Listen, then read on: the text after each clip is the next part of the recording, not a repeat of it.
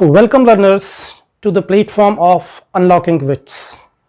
Today we'll go through second episode of the topic analysis under grammar content series. तो पिछले episode में हमने ये देखा कि किसी भी सेंटेंस का सब्जेक्ट क्या क्या हो सकता है और क्लॉज क्या होता है बेसिकली. तो हमने ये देखा कि सब्जेक्ट और फाइनाइट वर्ब, एक सब्जेक्ट और एक फाइनाइट वर्ब, एक क्लॉज होती है ना. हमने ये देखा कि सब्जेक्ट क्या क्या हो सकता है. ठीक है, इसके बारे में हम जब ये एपिसोड खत्म हो जाएगा, जब ये एनालिसिस ये जो खत्म हो जाएगा, तो हम दोबारा से उसके बारे में एक बार फिर रिवीजन करेंगे उसका. अब दूसरा ये है कि फाइनाइट वर्ब क्या होती है. Finite verb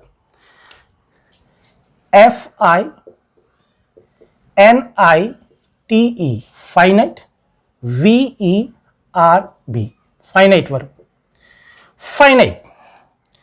finite means limited, सीमित. Finite verb is a verb which is limited to the number and person of a subject. Finite verb वो वर्ब होती है जो अपने सब्जेक्ट के नंबर मतलब सिंगुलर नंबर, प्लूरल नंबर. तो कोई भी सब्जेक्ट या तो सिंगुलर होगा, एक वचन होगा, या प्लूरल होगा, बहुवचन होगा.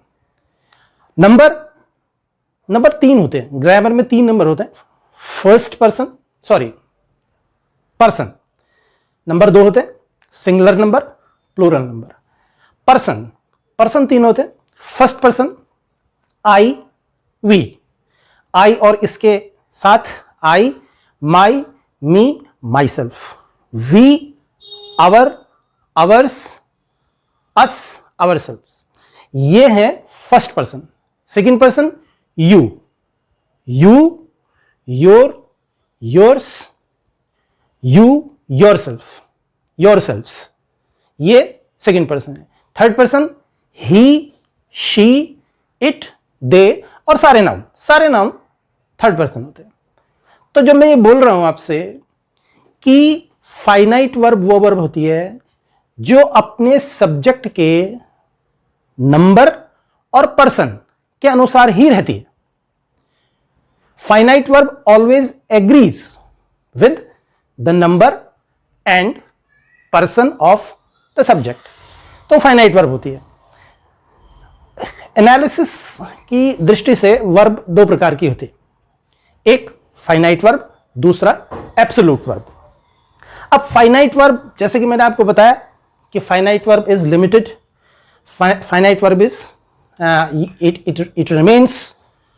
it remains to the person and number of a subject. अब हम ये देखेंगे कि फाइनाइट वर्ब कौन कौन सी हो सकती हैं.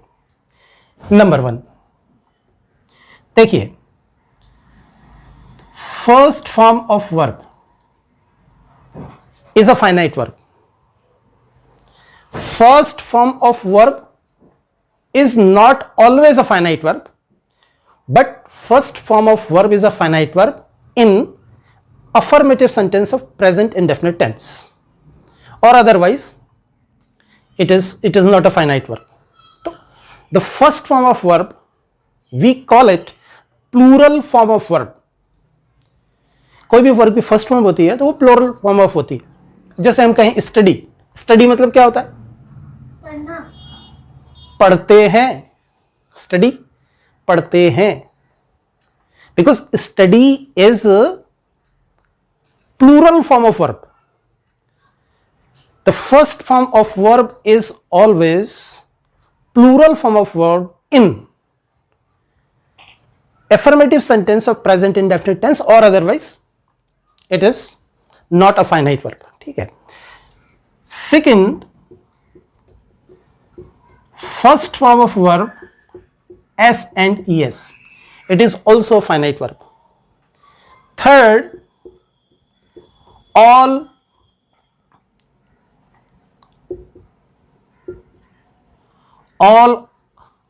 auxiliary verbs are finite verbs. Auxiliary verb, which we can say helping verbs. There are 24 helping verbs in English grammar, which we will study in detail later. Auxiliary verb is are, am, was, were, has, have, had, do, does, did, okay, will, shall, ये सब होते हैं auxiliary verb. ये जो verbs हैं ये finite verb होती है. ये सब्जेक्ट के नंबर के हिसाब से भी बदल जाती हैं और पर्सन के हिसाब से भी बदल जाती हैं.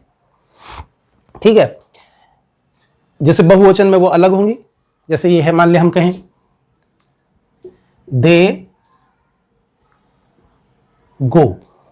ओके, ये जो गो है ये फाइनाइट वर्ब है. ये इसके हिसाब से है. किसके हिसाब से? अपने सब्जेक्ट के नंबर के हिसाब से. सिंगुलर नंबर है ये. अगर ये प्लूरल नंबर है, अगर ये सिंगुलर हो जाए, यानी कि मान लीजिए ये ही हो जाता, तो फिर ये बदल जाएगी, हो जाएगी कोज, क्योंकि ये इसके हिसाब से होगी. ठीक है, अगर मान लिया Radha is anything, studying, working, anything, but when Radha is not here as a subject, or subject is students, student is, will it work?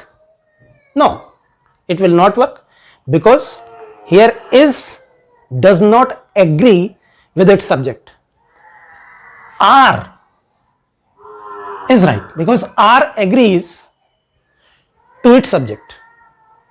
So these are finite verbs. Finite verbs are the verbs which are limited to the person and number of its subject. ये finite verb है. दूसरी प्रकार की जो verb होती हैं वो होती है एब्सोल्यूट वर्ब.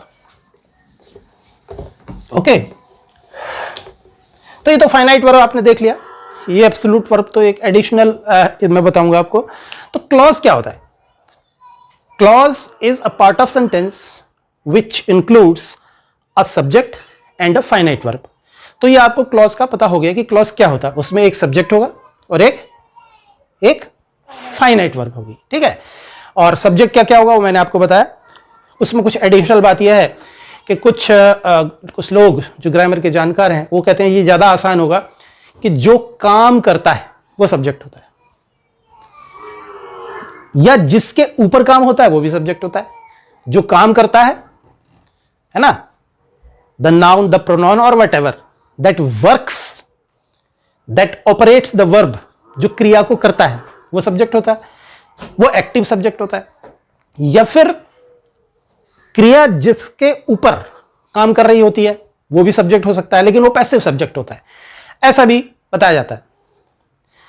यह भी बताया जाता है कि जब आपको क्या, कौन, किसने, इसका उत्तर जो शब्द देता है वो सब्जेक्ट होता है.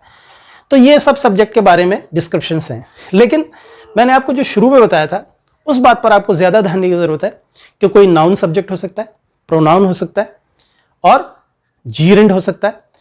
जीरेंड मतलब वर्ब की फर्स्ट फॉर्म. इन्फिनेटिव हो सकता है, यानी कि 2+ वर्ब की फर्स्ट फॉर्म.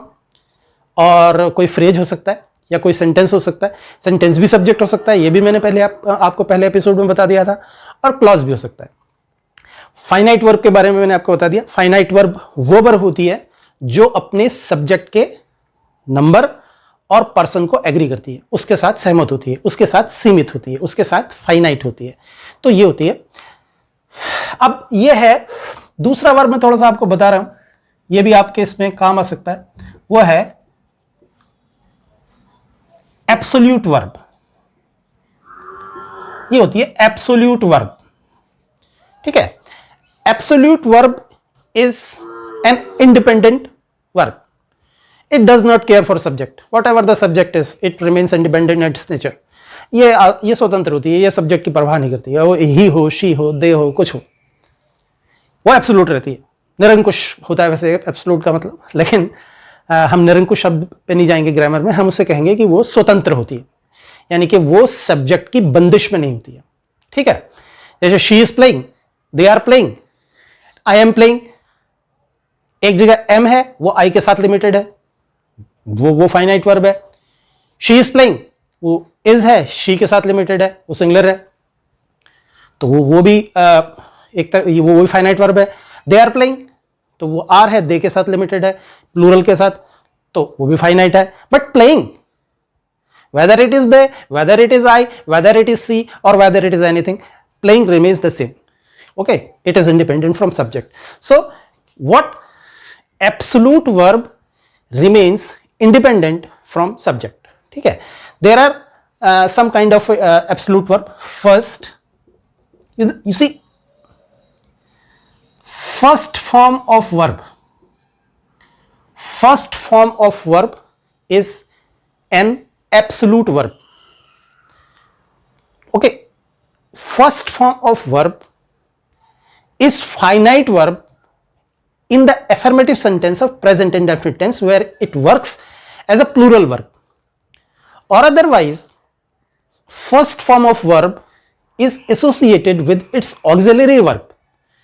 So आप इसको फाइनाइट वर्ब तब कह सकते हैं जब ये किसी ऑक्सिलरी के साथ जुड़े, जैसे she should work hard, work, should work को आप फाइनाइट कह दीजिए, ठीक है, वो आप कह सकते हैं फाइनाइट वर्ब है, लेकिन वर्क नहीं है finite verb, work absolute verb है। यानी कि अगर प्रेजेंट इंडेफिनिट टेंस के एफर्मेटिव सेंटेंस के अलावा वर्ब की फर्स्ट फॉर्म कहीं भी आए तो वो होती है एब्सोल्यूट वर्ब, उसको फाइनाइट नहीं कह सकते हैं, वो नहीं होती है फाइनाइट। दूसरा इन्फिनिटिव,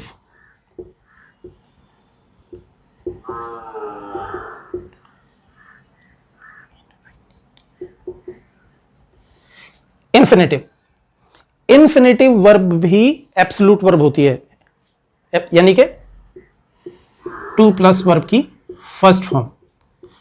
और मैंने आपको पहले बता दिया था कि ये सब्जेक्ट का काम भी करता है, इन्फिनिटिव सब्जेक्ट का काम भी करता है और इन्फिनिटिव एब्सोल्यूट वर्ब भी होती है। Third, participle.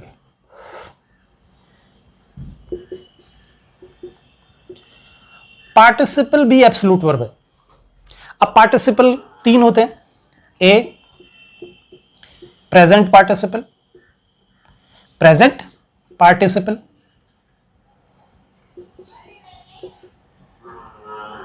Participle means verb की फर्स्ट फॉर्म और आईएनजी या बीइंग और वर्ब की थर्ड फॉर्म, ये प्रेजेंट पार्टिसिपल है। वर्ब का ये रूप प्रेजेंट पार्टिसिपल कहलाता है, ये एब्सोल्यूट है। सब्जेक्ट कोई भी हो ये एब्सोल्यूट रहता है, ये स्वतंत्र रहता है। तो पार्टिसिपल एक मैंने बता दिया आपको, प्रेजेंट पार्टिसिपल। दूसरा पार्टिसिपल होता है पास्ट पार्टिसिपल,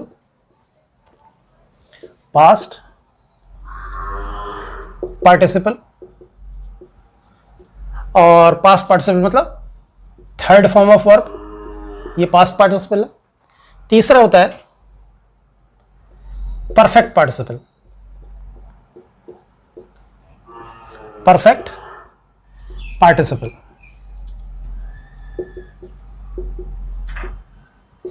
यानी कि हैविंग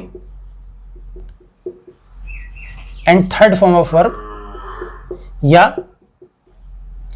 हैविंग बीन और थर्ड फॉर्म ऑफ वर्ब, ये होता है परफेक्ट पार्टिसिपल। तो ये जो वर्ब्स हैं ये एब्सोल्यूट वर्ब्स हैं, ये आपके लिए बहुत उपयोगी साबित होंगे आने वाले समय में। जब आप ग्रामर में आगे जाएंगे, जब इस सफ़र में आप आगे जाएंगे तो आपको फिर ये चीज़ें बहुत हेल्प करेंगी। इवन ट्रांसलेशन भी आप जब अपनी कोई बात कहेंगे, अगर आप इन वर्ब्स का इस्तेमाल करना सीखेंगे, जैसे कि ट्रांसलेशन के लिए मैं एक अलग सीरीज़ बनाऊंगा, उसमें मैं आपको इन तमाम चीज़ों को ट्रांसलेशन में कैसे उपयोग करते हैं ये मैं आपको बताऊंगा। फिलहाल एनालिसिस का जो ये पहला स्टेज था, how to find a clause या व्हाट इज क्लॉज, ये कंप्लीट हुआ। अब हम अगले एपिसोड में इसके दूसरे स्टेज पर जाएंगे। क्या दूसरा स्टेज जो होगा वो होगा how to find the clause.